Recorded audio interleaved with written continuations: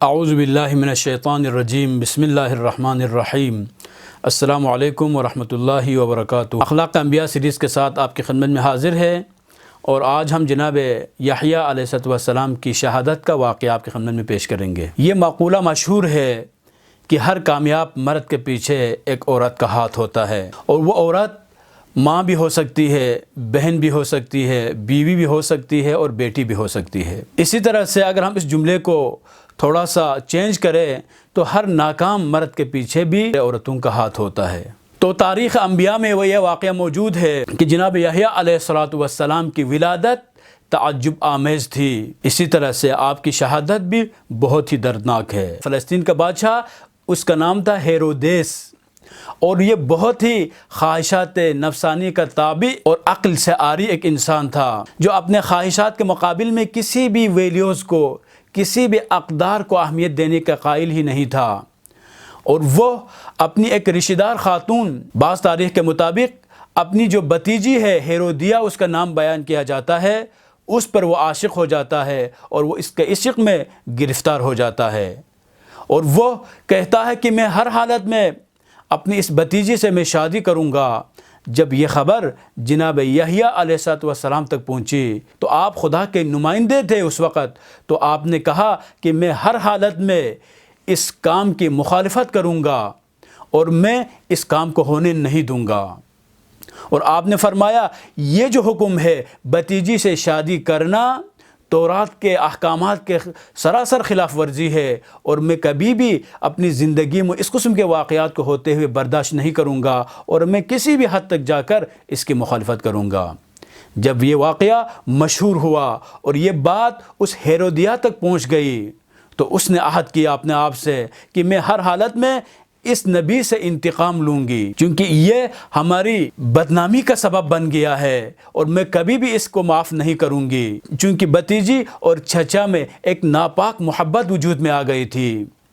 اور وہ اس سے شادی کرنا چاہتا تھا۔ لیکن ایک دن ایسا ہوا کہ یہ ہیرودیہ اپنے اس چاچا کے پاس پہنچ جاتی ہے، اور وہ چونکہ پہلے سے ہی اس کے عشق میں گرفتار تھا، ہر کام کرنے کے لیے تیار تھا، اس کے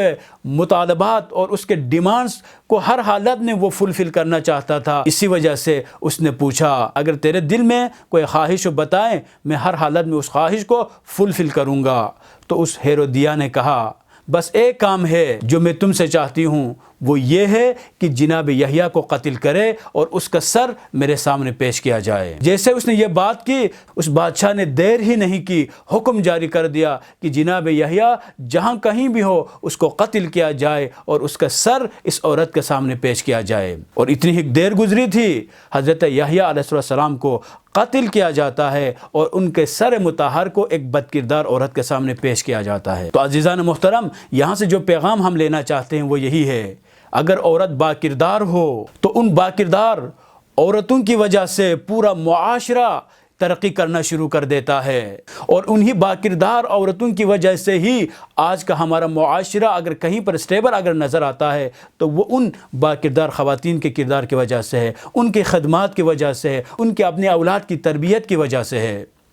لیکن جہاں کہیں پر کوئی درندہ انسان اگر وجود میں آ رہا ہے، انسانیت کا وہ قتل عام کر رہا ہے، باقیوں کے ناموس کا وہ احترام اگر نہیں کرتا، باقیوں کی عزت سے اگر وہ کھیلتا ہے، تو یقیناً یہ انسان بھی کسی کا بھائی ہوگا، کسی کا بیٹا ہوگا، کسی کا شوہر ہوگا، اور کسی کا باپ ہوگا۔ اگر خواتین اپنی اولاد کی صحیح سے تربیت کرنا شروع کرے، اگر ان کو انسانی ویلیوز سکھانا شروع کرے، تو وہ دن کبھی بھی آئے گا ہی نہیں جس دن اس تک یہ خبر پہنچے کہ تمہارے بیٹے نے، تمہارے بھائی نے، تمہارے شوہر نے، تمہارے باپ نے فلان خاتون کی آبروریزی کی ہے، فلان خاتون کی عزت سے کھیلنے کی کوشش کی ہے۔ لہٰذا پہلی چیز، اگر کسی معاشرے کو ایک آئیڈیل معاشرہ اگر ہم بنانا چاہتے ہیں تو ہمیں چاہیے سب سے پہلے اپنے گھر سے ہی اپنے بچوں کی تربیت کا آغاز کریں۔ اگر ہم تربیت نہیں کریں گے، یہی بچے کل انبیاء کے قاتل بن سکتے ہیں، یہی بچے کل علماء کے قاتل بن سکتے ہیں،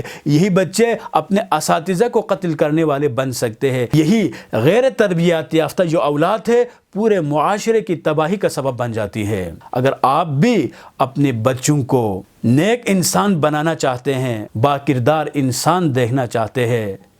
تو بلیم لگانے کے بجائے، سڑکوں پر احتجاج کرنے کے بجائے، ٹی وی شوز میں جا کر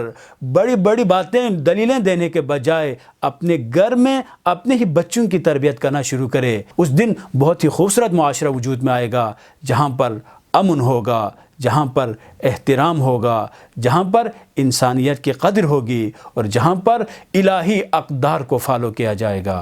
والسلام علیکم ورحمۃ اللہ وبرکاتہ۔